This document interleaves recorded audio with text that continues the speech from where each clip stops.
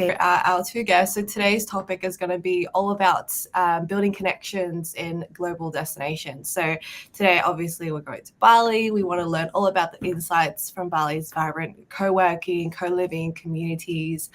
And I know, Jamie, you're coming in from joining in from Brisbane today, but Putri, if you want to just chuck in a chat where you're coming or joining us from today, we'd love to know.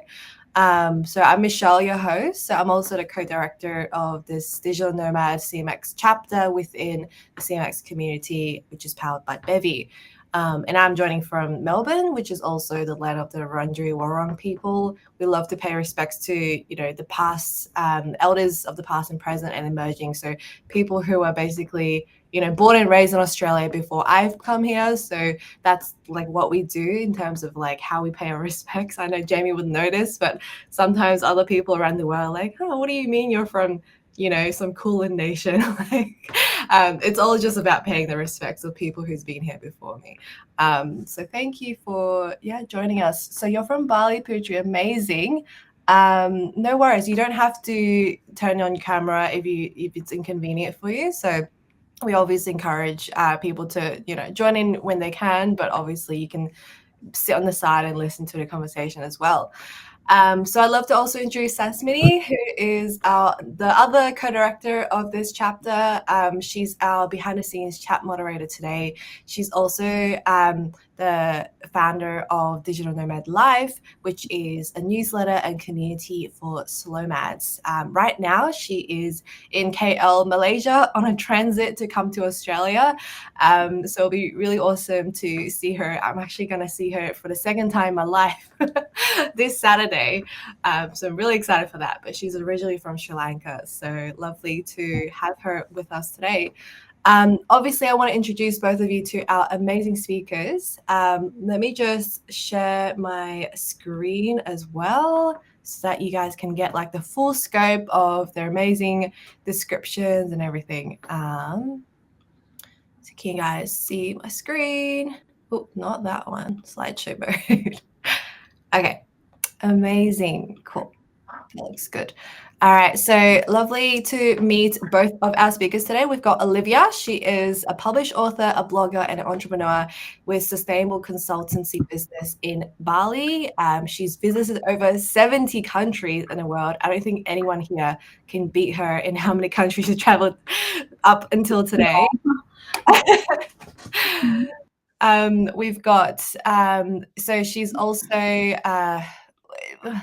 she's also had a master's degree in Australia, Costa Rica, and the Philippines. She's run several impact-driven businesses, including the one that she's running right now, which is Bali Sustainable Tiny Houses, as well as Bali Honeymoon Guide. And she also has a remote outsourcing company. So she is a multi-hat wearer, has many, many businesses under her belt, but also is a fan and part of so many communities. So we'll ask her all these questions today. And now to our next special guest, we've got Harin, which is the one with the amazing hat in the picture over here and the amazing red background over there joining us today. He is a chief of happiness at the Sokkool co-living and co-working space in Bali, Indonesia. He's also got an incredible 9 years of experience in this industry of co-working and co-living. And so he's also had experience being a community manager at Colive Fukuoka, which we would love to ask him all about today as well, because I think Olivia's been there too, and we've all heard about it. As digital nomads, he's been to Japan. But he's brought together 400 digital nomads together in Fukuoka. He calls himself a Nokia. So for those who like the brick phone, because he's so good at connecting people, and that's the fabric of who he is as a person. So let's give it up for both of our speakers today. We'd love to. There's no emojis in this platform, but you can post little emojis in the chat. That's how we do things. So yeah, that's pretty much our speakers, and I'm so excited to dive in. But just before we do that, I'd love to go through a few community guidelines, and then we'll take a picture straight after, if that's okay. So community guidelines today is pretty simple. We've got, basic guidelines to make sure we're engaged throughout the whole session.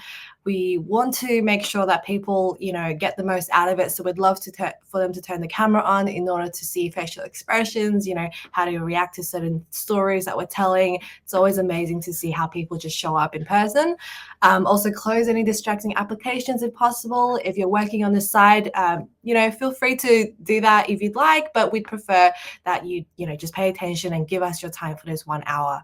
The chat will always be there. So Sasmini will open a Q&A. We'll also be taking questions from the audience since this is a panelist sort of event. So we have questions prepared, but we'd love for you guys to ask any questions as well so we can toss them to our lovely speakers today.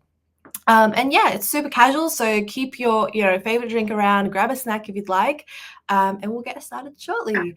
So Sasmini, can you help us take a picture before we get started? I will stop sharing my screen. And today we've got Jamie and Putri with us today. So I think people who, we'll share the picture as well to our community. So I'm sure all of them will be like, oh my God, I want to do it. You can get a picture. But it's okay. Most of as we speak, there are like people registering as well. So it's most probably like most of them will be like listening to the recording. So I'll take the picture now. Okay, Yep. say hi. Hey, cheese. Thank you. Oh my God, Harin, you look like the chief of happiness. Believe me, he's the chief of happiness. All right, awesome. So we've got a few questions lined up for our speakers today. I'd love you guys to just take your own pace. You don't have to, give short answers, give as long answers as you like. You can elaborate. So I know you guys both were part of the Colive Fukuoka last year, and that's actually how Sasmini actually got to know, I think, Harin through Olivia. So I'd love to know, like, what took you there in the first place, and what was your experience like? And feel free to take turns answering as well. So one of you guys can go first if you'd like. Okay, I can go first. So it was last year. Was it last year? It was last year. Yeah, time flies. So first, I know that through a friend called Akina. I met Akina from Bangsko Digital Nomad. I think some people might know already. They're quite big. They usually have around 700 or even more participants per year. And then Akina is the co-organizer. So 2024, last year, was the second time they held that. It was really fun because then I wasn't really thinking to go, but then I saw all the participants, all my friends and the nomad friends that I know are going there. So I thought it's gonna be fun to hang out with them, not only to just like see the conference, but just to hang out with friends. So Haren was there, and then Fito, another friend that we know from Bali, was there. A community manager, because they also have this community manager event along with this co-living, Fukuoka co-living, and a lot of friends that I met through my travel in Bangsko, in Europe, everywhere else are there. So it feels like just hang out with old friends, and there are also like, of course, like talks about staying in Japan, like running business in Japan. I think the talk is more driven to like building business in Japan or settling down longer term in Japan. So it's also like opening my eyes about like how we can travel in Japan and not, because there is like economic like devaluation of yen right now. So it's quite cheap as well to live in Japan. It's not like when I proposed that to my husband, I was like, yeah, but Japan is quite pricey. But then when we went there, it was quite cheap. In fact, the ramen that we have in Canggu normally is the same price that with the ramen in Japan, like the original ramen in Japan. Like Bali is already the usually the price is low, but then the good ramen there is the same price with here. So it was quite surprising for me. It was really fun experience to hang out with them. Amazing. Yeah, I love it when, global currencies will fall and rise, but it's always great to take advantage of, if it's working for you, then like go visit a country, like go inject your money into the economy and experience all that you can, because now is the time to do things. Yeah. But yeah, Haran, how was it like for you to join Colive Fukuoka, and how did you become, the ambassador or, non-official ambassador in all of the pictures and everything? I met Rio San, the founder, and then Akina 2020 in Bali. Yeah. But before Rio has the other company, Home Away from Home is a co-living platform in Japan. And then I tried to work for them, but then COVID happens. You cannot enter Japan anymore. I think it was May or June 2021. So and then yeah, stay in Bali, but we still keep contacting. And then 2023 they do the first Colive Fukuoka. So Mhm. Akina inviting me like, hey, can you do the community manager for us for a month? So I come Mhm. join as a community manager. First year, I think we have around like 60 people join. And Mhm. then last year with the conference, so some people come only for 3 days or 10 days, and then some people for over a month. We have over like 400 people join last year. So it was a very huge events last year. Yeah, Yeah, to grow from 60 to 400, like yeah, that is exponential. yeah. But like we bring also like a nomad cruise. That time they was cruising from Canada to Tokyo.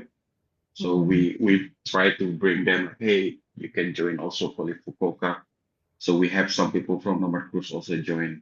And a lot of Japanese people interesting how they Mm. can bring more nomads to Japan because like their population decrease and then the yen also weak, and that's why the government working with Rio how they can bring more nomads to Japan. Yeah. So I'm very excited this year because we not only stay in Fukuoka, so we also will have like some excursion for some area in the same time. So you can Mhm. choose to go Okinawa, to go to Wow. island, and then few others area. Yeah, Yeah, I would love to go. yeah, Putting you it have all to, into you have to go. my travel And plan. and Fukuoka is very nice city. It's a lot of young people living there, and Yeah. then the government bring more startup also, where Mhm. they inviting startup to come to Fukuoka, and then you can get funded as well in Japan. Oh, that's cool. Okay, thank you. Dropping all the hot tips and the opportunities, Yeah, Yeah, we'll take note. And Sesame, you should definitely send in a chat if you haven't. Yeah, you've set the colo for Kolka. Yeah, so guys, check it out. Obviously, this is not an event to promote them, but coincidentally, Harin's involved as a community manager, so he knows all what's going on behind the scenes. All right, so now let's dive into some more like nitty gritty parts of community building. What are actually some of the onboarding strategies, or how do you welcome a new community into a co-working space in all of the communities you've worked in Harin? So whether it's for Colive Fukuoka or Sokkool in Bali, what is something that you do as a person or as a strategy to welcome new members? Hmm. Um, I used to work at Dojo Bali before. It's the first co-working space in Canggu, and then we do new member breakfast. So every week we inviting people who just come a week before to join the new member breakfast, where I usually explaining about dojo, about Bali, how you can die in Bali. I like to scare people, so I'm telling them like, "Oh, be careful about dengue. We had a lot of people die in Bali because of dengue. There's a cut string on the street. Some people the head is chopped off because of that." That's one way to make people pay attention to you. Yeah. And then Welcome it's to not our that. country. You might die. Yeah, yeah, yeah. And then some people are, oh my God, I need to check the flight out tomorrow. It's dangerous place. Yeah, yeah. Oh God. So we do a lot of networking events. That's how people can meet each other as well.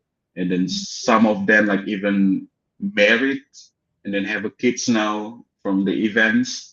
So it was usually just networking, and then we introduce them to the others. So Yeah. I usually love to connect people by their country Mm, or what they do. So mm, let's say I met someone like, oh, from Australia. Oh, the other guy is from Australia. So, or like mm, website designer, this guy also doing website designer. So they mm. can like collaborate. Sometimes that happens, collaborate, or they can help each other if there's a problem. Yeah. There's always like one thread of similarity to start things off when you're Yeah, connecting people, right? Yeah. yeah. But some people usually like, oh, don't introduce me to the other Switzerland people. Ah, oh We are yeah. a small country. Yeah, or maybe, yeah, who knows? Maybe you can get political, who knows? Yeah. Maybe they're in Bali for a reason, you know? Yeah, amazing. Thank you for sharing that. And that's interesting as an insight, because in Australia, I think when people think about communities, we don't think about digital nomads Yeah. because there's very few of us here in Australia. But in Bali, like you must have so many people from all around the world. It's almost like an international hub of, you know, travelers and people who are staying and leaving and starting a new life. So I think that connection is very important because without that connection, it's a new country to them. And Mhm. so in order for them to feel like this is their new home, not just a new country they're visiting, that connection is actually, yeah, like the purpose of how they feel connected in Bali. And for Olivia, like I'd love to know from all your business experiences, building sustainable tiny houses to, you know, Bali Honeymoon Guide, how have communities helped you grow and expand your work in different parts of the world? Okay, I think most of the time the communities help me to generate ideas, because a lot of these Mhm. entrepreneurs are very sorry, nomads are very entrepreneurial. That's why they are nomads as well. They look for opportunities out there. How can they work online remotely, for instance? So they're very creative in a sense. So when I go like a lot of places and attending digital nomad conference, a lot of talks also about like how they run their businesses, the tips and trick, and how to it just inspired me like how we can collaborate and make something new. So one of the things that we did in the past is also part of my study was to send micro social enterprises from Kamakura to Bali, so they learn like how the social enterprises in Bali run their business, sustainable business and stuff. And we want to keep continuing that. That's why I'm like, after this, I will have a talk with my friends in Japan how we can continue doing so, and also involving nomads, because I think the gap that I see in Bali, at least in Bali, is that nomads tend to be in their own bubbles. They're not really integrated with the locals a community. They're always like with their like expat bubbles, let's say, or nomad bubble. So I think what we want to make is something more like conscious business, where like even though they're nomads, but they're still like want to understand about the culture, how to integrate with locals. Like it's just something that we want to build in the future. So for now, we want to make it happen in Kamakura and Bali, and integrate nomads with this business idea in the co-living environment as well. So yeah. I love it. I love how you can see the synergies in, you know, entrepreneurs and traveling because they want that flexibility. They see a new way of working and living, and Yeah. also like invigorating local communities in areas which, you know, perhaps the local people don't know about these entrepreneurial ideas and ways to collaborate internationally. And these entrepreneurs are actually coming in with new ideas, but also having to make that bridge a bit more sturdy so that they actually know how to live like a local or live with the local. And that cultural exchange is so powerful to help people have a new perspective and, you know, how the world works and what assumptions they might have had coming to a new country and realizing, oh, there's actually so much more than I expected. And I think as digital nomads, we all have that experience because as a tourist, you don't get much of that deep dive into a culture. But as a digital nomad, when you're staying in a place for 20, 30, you know, 60 days, you realize, oh, there's so much layers of the onion under why the society is crafted like this, how this community works locally. And that's really great that, you know, you're building more of those bridges, which is amazing.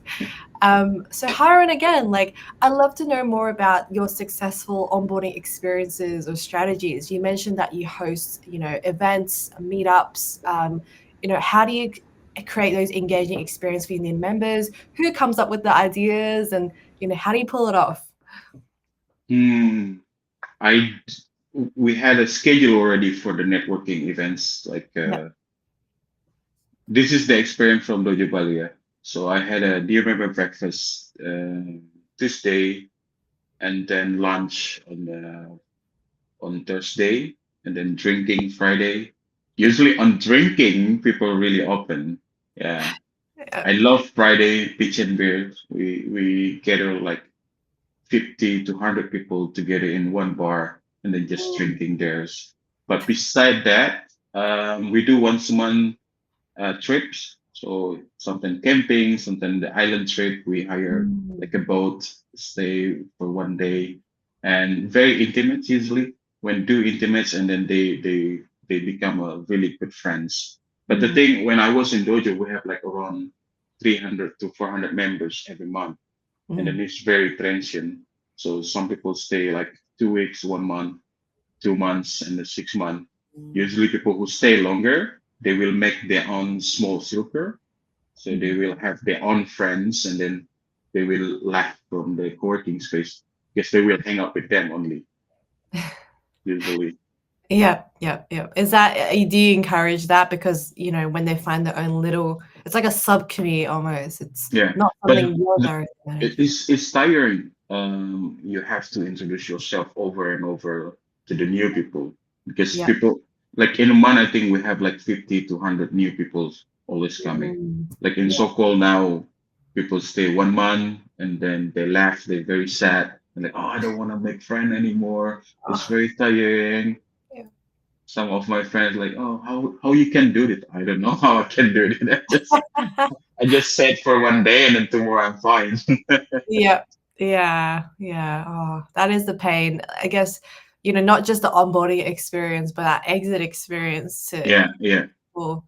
Yeah. Do you have something like that, like an exit experience? How do you help people feel less sad about leaving? It's hard. It's hard. So we have like I had a 3 farewell dinner this week.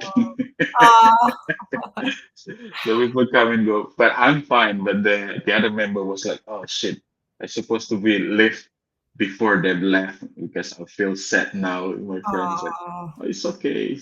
That's a testament, isn't it, of Yeah, how close they've become, yeah, yeah. It's in that it's um it's like instant friends when you come to Mm, co-working or co-living space, you will get an instant click with the people.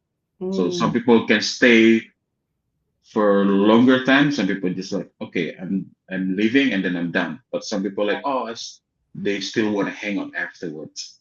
yep, yeah, yeah, yeah. And so some people will stay connected, even as they Mm, travel to another country, they might still have each other on WhatsApp or Facebook or anything, and like the travels will still be there, but the friendship will almost be like a long distance instead yeah, of in person. Yeah.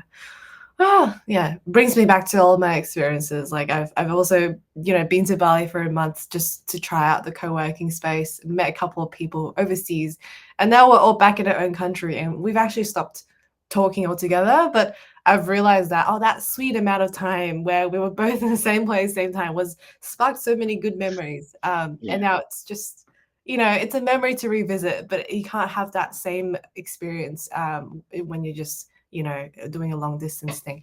But yeah, it's still impactful in a way, and it brings me back to like that's an experience that people treasure. I'll probably spend another 10 years remembering that, so it's a good experience. I guess like for both of you in a place like Bali, how do you increase that long-term engagement and sense of belonging? So for Harin, you mentioned, we go camping, there's like intimate events as well as those big kind of networking events. But for Olivia, how do you increase long-term engagement within, your own friendships when you go traveling and in Bali as well? Yeah, so I think I can resonate with what Harin said because I've been in Bali for 7 years. It Mm. wasn't intentional. I was planning to be in Bali for 2 years, and then I met my husband. Like life happens, and now we're still here and like settling down. But I get that. Like a lot of people here come and go, and it's very transient place. That's a problem. That's a big problem in Bali for people who live long term. So I think the older I am, I want to reserve more of my energy. So I hang out with people that I already know. That like that's understandable for people. They want stability, Like, um, Mm. so I hang out with people that staying here for long term, and people who have the same hobby, people who are connected with me, people who have same interests. But it doesn't make me close my chance to like meet new people. Of course, I still like meet new people, especially if we have, something that we can talk about, like some connections or so. And whenever I go abroad, because we travel for months in a year with my husband, like we travel around the world. Most of the time, I like reach out, reach out to like old connections. Because to be honest, to be frank, after all this travel, it's kind of tiring to start the conversations all over again. Hey, where you from? What you do? Blah blah blah. But if you already have a connection with people, you already know them, and they have like good, a good memory in one place, and like the co-live in Fukuoka, for instance, I know Harin, I know many people, and we just hang out again all over again. So it's just having, it feels like having a friends all over the place, which I feel is true. Like whenever I go in other part of the world, my husband is also surprised. Like, you have friends everywhere. That's true because yeah, like if I go someplace, hey, are you here? I'm here. Let's hang out. Like Yes. it's easy. It's easy to meet the people who are living there, who are locals or like live there. So it's just nice to be a nomad where like friends are everywhere. I think. Yeah. Yeah, like this is just for you guys to know, but Olivia was actually in Melbourne. You went to Adelaide for a Global Shapers. Yeah, good Shapers conference. Yeah. She had a transit in Melbourne, and I thought, oh my, I saw her on Instagram. I was like, Olivia, you're in Melbourne, like, let's meet up. But we unfortunately couldn't make it work. But it was like, whenever you go, wherever you're sharing your story about what you're doing, if you have friends around the world or digital nomads who actually travel too, it's that like moment where you can find a time and place to meet together is so special, like so special. It's amazing. Yeah. I guess like Haran, did you have any experience in your own, long-term friendships or long-term engagements within your community? You mentioned that you were in the previous dojo, was it? Co-working space? Yeah, and coming now to Sokkool. Is there any difference in terms of how you create those engagement opportunities with people?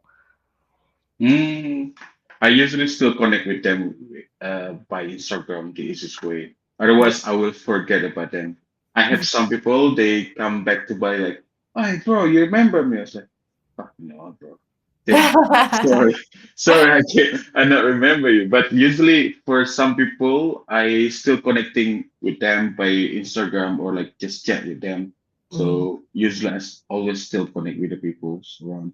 But now, also in Bali, a lot of people who stay longer, like they live in here now. So usually, I love to hang out with them more. But in Yeah. Sokol, it's a kind of part of my job as well. So I do networking in here. Yeah. Yeah, no, that's good. And the networking brings that engagement, and you being the connector also takes a bit of the burden from yourself, because you say, hey, instead of me, telling my whole life story to you, how about you meet this person? Yeah. Stay connected. Yeah, no, I can see that. It's a strategy. Usually, if I forget their name, I will like, oh, this is my friend. And then they say their name. I'm like, okay, I know I remember his name. Hey, it's a good tactic.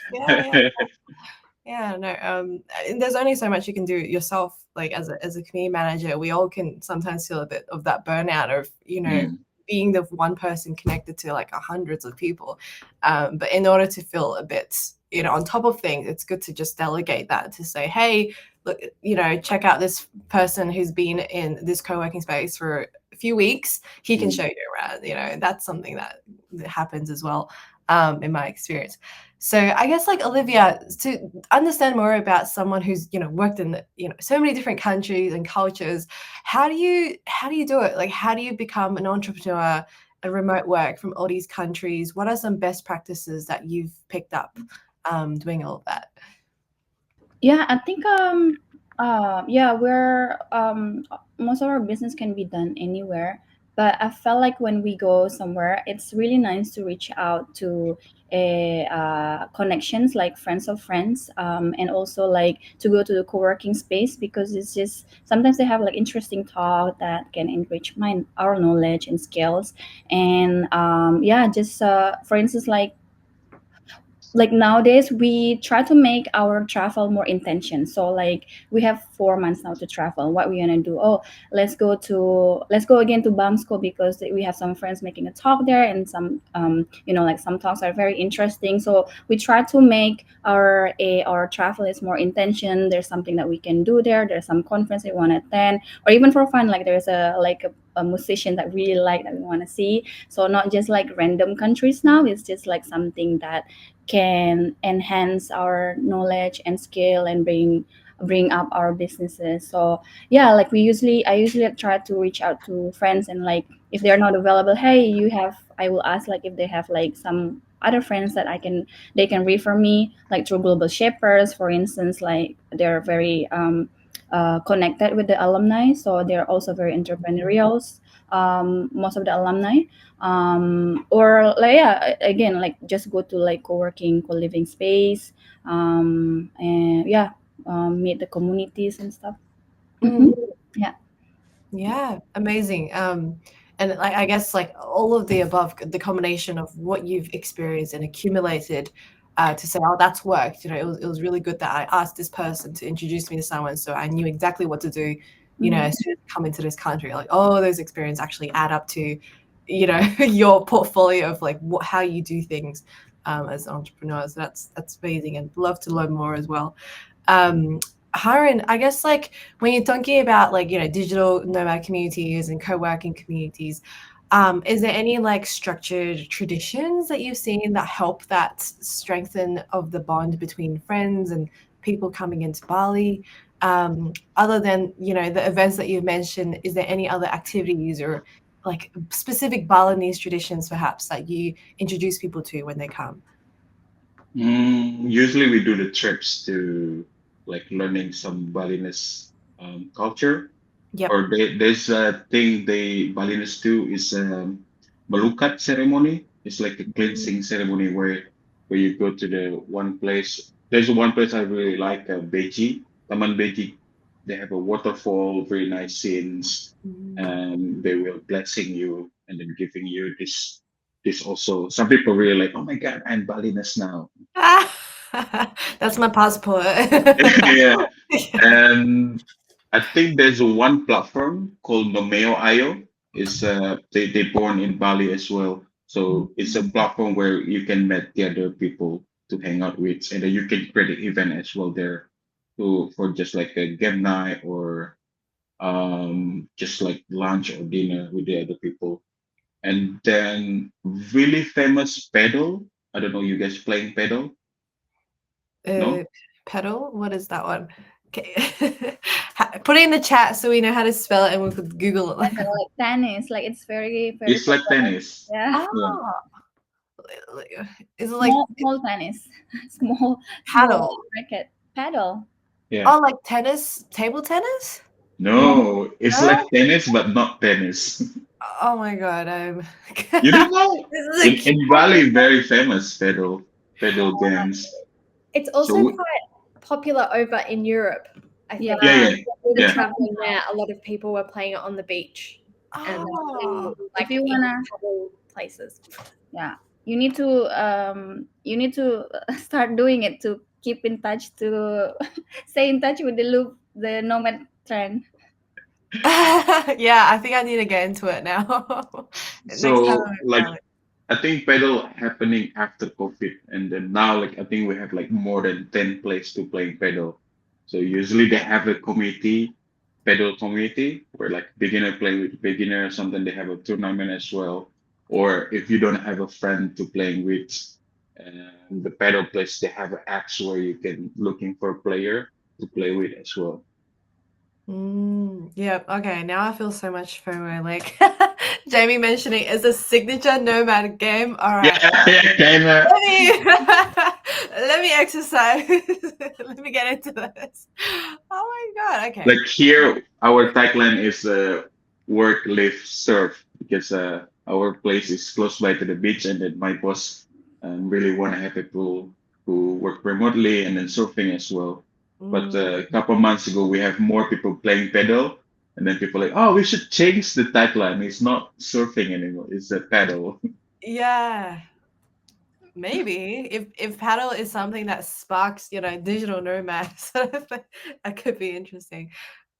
Yeah. Oh, cool. Okay. I gotta get into it. Um, all right. So now to just like wrap things up and to, give us a few takeaways. If you had to share 3 lessons to learn about, Bali's ecosystem and to help community builders worldwide to understand what they could learn from Bali, what lessons would you give us? So I'll ask Olivia first. Yeah, sure. I think it's very important to stay in the loop, like learning paddle. No joking. All right. Sorry, I'll do my homework. Yeah, like stay in the loop, like keep in touch. There's a lot of WhatsApp group, Facebook group, like knowing, just like just like understanding, being in the loop pretty much, and also like be out there, like outreach to people, be out there, like you are having this event, we're having this event now. We put ourselves out there for people to reach out to us or us to reach out to people is also a good way to build a community and stay in the ecosystem. And yeah, like again, as I say, like if you go out somewhere, new countries, reach out to old connections, but still open to like meeting new people.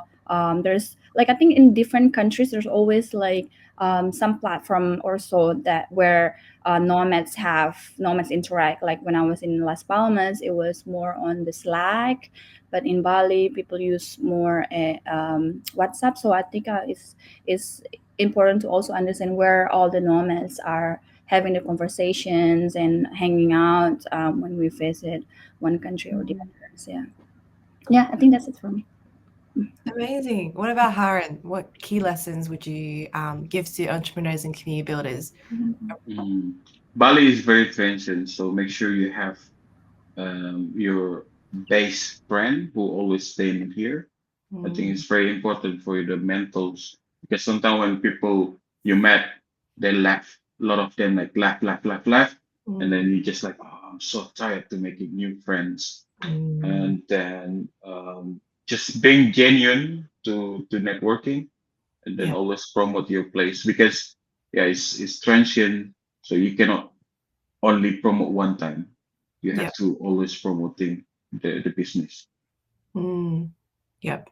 I like what you mentioned with being genuine as well, because if you're being genuine, like continuously telling people about what you do, who you are, isn't as tiring as if you're, compared to if you like have a whole spiel and you're forcing yourself to like appear a certain way. Like, oh no, just be yourself, and things will, be easier in that way. When you meet people, you don't have to tell them the whole spiel of what you do. It could just be a certain situation where you can talk about something else first. So yeah, it's cool.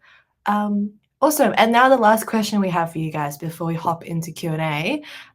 Looking into the future of this digital nomad and co-working ecosystem in Bali, what do you see could be, new things that might pop up, new focuses that people should know about within Bali and also globally, if that applies?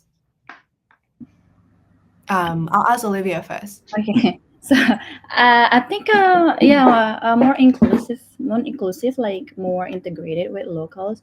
As I said before, I think it's more like focusing on like a lot of nomads in Bali. They're only hanging out with themselves most of the time. I think it makes sense too, because maybe it's something that you can resonate with yourself, like something in common. But I think it's also important to understand the local culture, where you're from, where you're staying at the moment, and then just just integrate it, and not just like moving all the convenience from like the home country to other countries that is cheaper, maybe from the home country, for instance. But also I think like the sometimes I feel like this trend also kind of um, uh, bring advantage and disadvantage in a way, because a lot of this hub where all the nomads are is being gentrified, like in Canggu and Ubud, and it's also not good for the locals because the price is getting high. A lot of my local friends actually in Canggu, that work in Canggu, couldn't find a place anymore because all the kos-kosan, or like housing, normal housing. It's become a place for nomads because it's like more profitable for the landlord for sure to make it for the nomads instead of for the locals. So they go to like outer skirts to find places which is far from where they live. I think the solution is, it's also like the solution for like sustainable tourism is to disperse, like not only focusing in one area, but a lot of Yeah. places in Bali are very,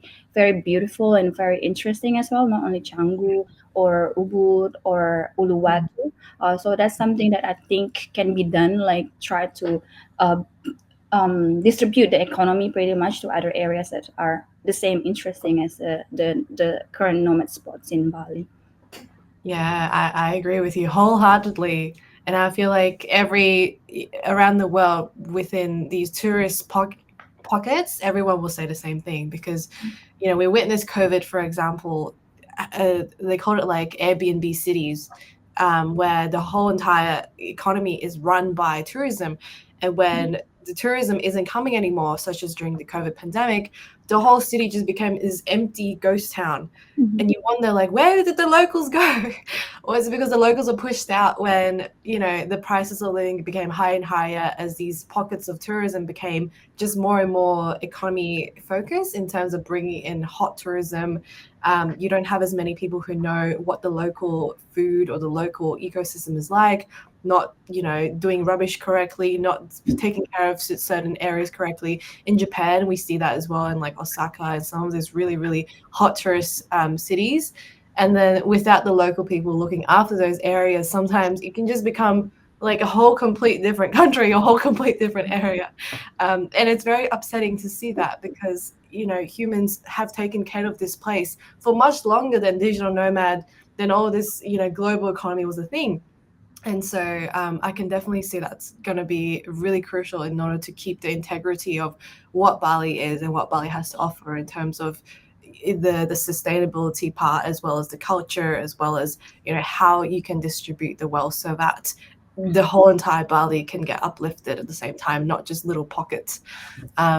So yeah, that is very, very cool to see that you've seen that and you pay so much attention to this.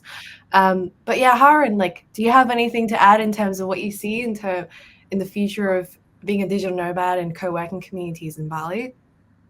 Yes, I think a lot of Balinese they only working over tourism things because for them like if you finish the high school, the only thing you want to do work, you will work at a big hotel or like a beach club so you can make more money. So it's pretty hard to building a startup or the other kind of business to grow up in Bali. So maybe with a lot of nomads come here, we can do a lot of skill share for the local people Mm. where they can upskilling themselves and then they have more opportunity to working as I don't know like remote workers or get a job from overseas as well. Yeah, no, and I see it working both ways as well, because in order for these digital nomads to know how to share their skill, they need to integrate themselves into the local people Yeah. first, gain their trust, and then the local people will, same way, give back to them, show them how it's like to live like a local and all of that. So, yeah. Ooh, so many golden nuggets. I'm sure this recording will be, pause, pause, right? But yeah, that's all that I had for questions today. I'd love to hear maybe some questions from the audience. We've got three, two from Sasmini. So for Olivia, how can digital communities better collaborate with local residents and businesses to create more meaningful and inclusive ecosystems? And can you share maybe an example with us? Okay, I can't read the code. Can moment. Okay. How can digital nomad communities better collaborate with local residents and business to create more meaningful, inclusive ecosystem? Can you share next? Yeah, I think there's already like a few initiatives done here in Bali, including like Nomads Giving Back from Tarek, for instance. I know Tarek personally. Mm. He also organized a few events that is more integrating with local. So like he, for instance, like making like board games, local and international, and then he also like organized like a tour to more remote areas of Bali that is not very exposed yet to the north, for instance. Also like Skillshare as well. I think there are also like a few other initiative by other organizations that trying to do so, but I think it's more how to sporadic the activities that they're done. But I think it's already a good start to realizing that there is a gap first, and then try to do small actions, and let's see if we can replicate the activities. I think also like in the other side, on the other side, the Indonesian or the Balinese also need to, step up the game and trying to like upskill their knowledge, how they can also like integrate with the like creating something new together with the digital nomad, because I think the initiative so far comes from the digital nomad themselves, but like a lot of initiative also can come from the local, how we can create something meaningful. Because I see like when we went to Japan, for instance, yeah, Harin, in Fukuoka, a lot of their activities trying to introduce the Japanese culture, and the organizers are also Japanese. So it's from them, for them as well. Like they try to get the digital nomad from to Japan to introduce their culture, to start business in Japan, and to a filling their population gap pretty much. So like it's kind of fulfilling for them. So I think it's something that we can learn, not only thinking about short term, how we can get money from tourism short and long term, but how we can see like long term visions, how we can integrate more sustainable business, sustainable concept on this digital nomad activities. Yeah, amazing. And I think that will really be the spark of what could almost lift a region's economy if the digital nomad, that collaboration is done really well. It could actually become a global city where people can come and go, locals can have this way to go into the international world as well. Awesome. Yeah. I've got one from Jamie. This is for Harin. You've spoken a lot about the transient nature of Bali, and more specifically your co-working and in your co-living spaces. Have you experimented with online events to continue relationship building and connections after people leave Bali and your space?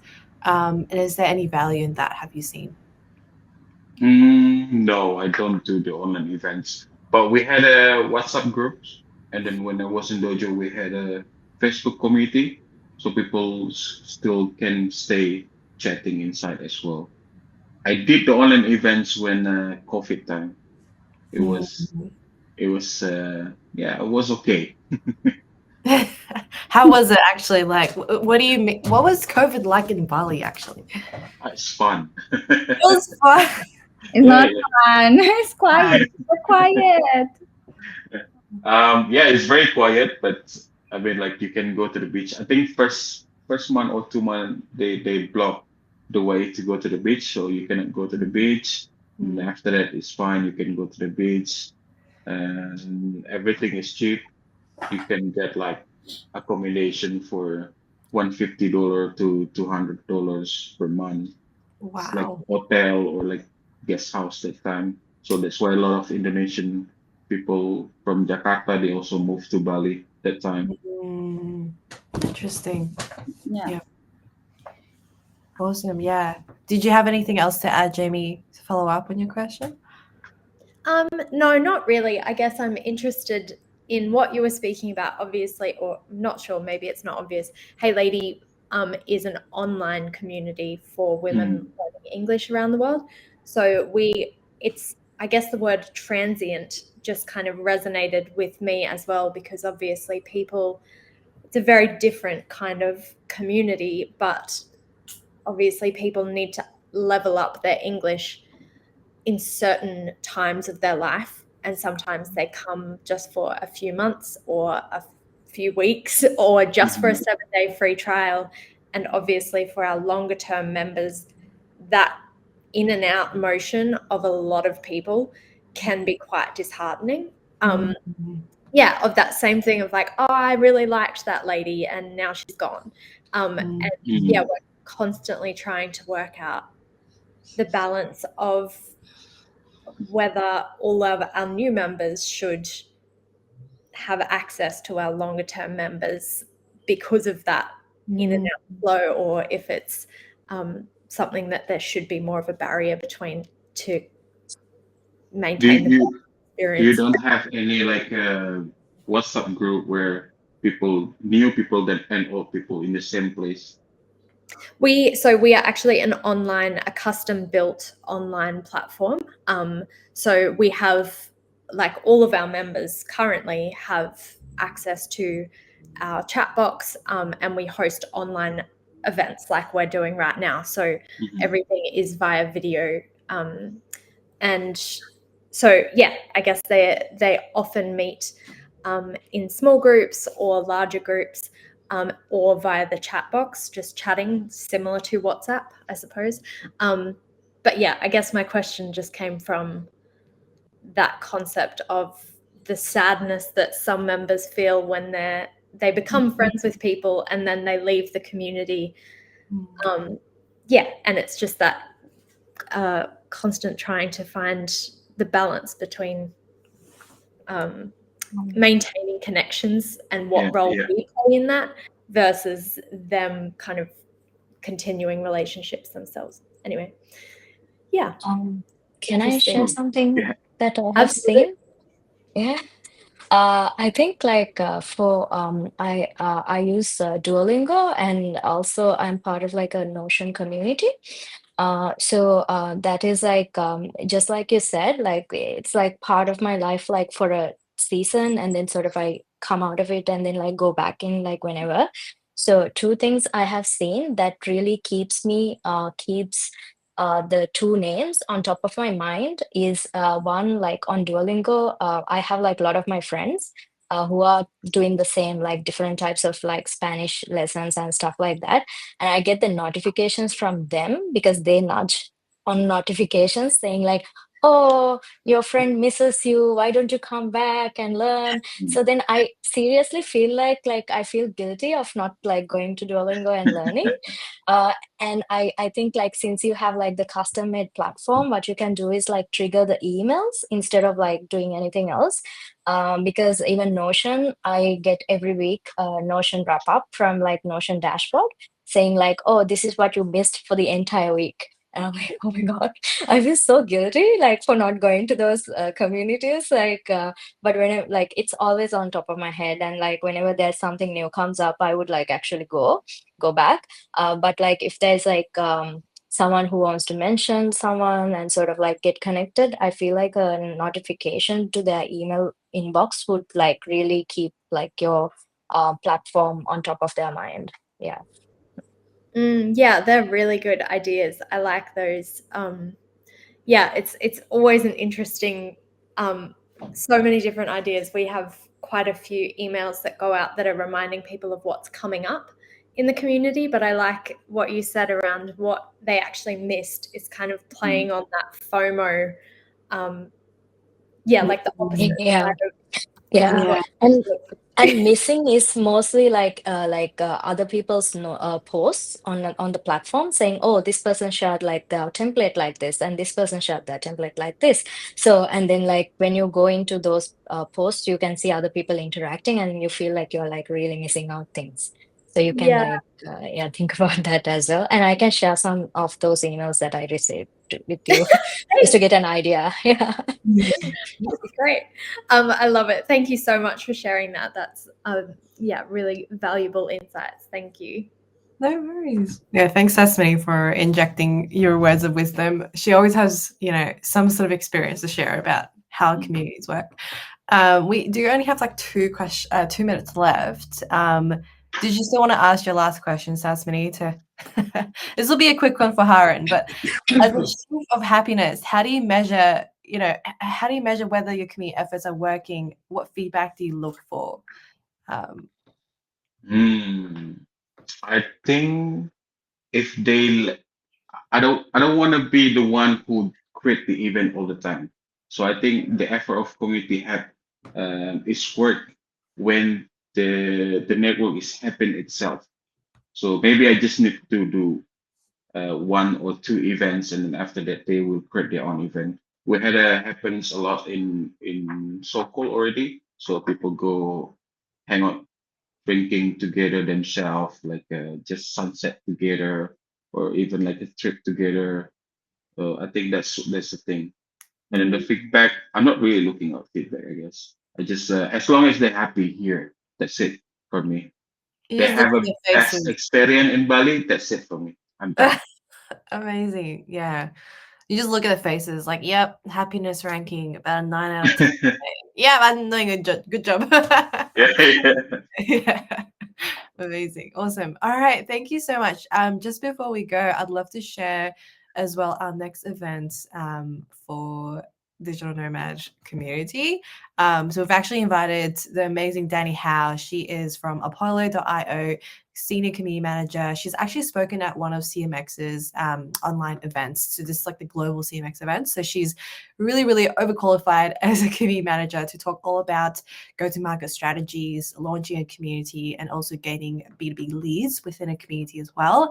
So that's our next event. But pretty much that's all for today. I'd love to thank you all for joining us. If Jamie or Putra, you're not part of the WhatsApp group that we have for everyone who attends one of these events, Sesame will pop the link to fill in the form below. We'll message you guys directly if you guys don't get the link. And yeah, we will be asking for feedback at the end of the session, and this session is recorded, so you guys will all get a copy. Everyone who's registered will get a copy. But we'd love to also know how we went, with our panelists today, how the questions were. There's a feedback form that will also pop in the chat. We'd love for you guys to fill it out if you can. And yeah, it will help us improve. And that's all pretty much for today. We'll be sending the screenshot group photo into the WhatsApp group. And if you fill in the feedback, you'll get that sent to you as well. So that's pretty much all. We're ended pretty much on time. So thank you guys all for joining us.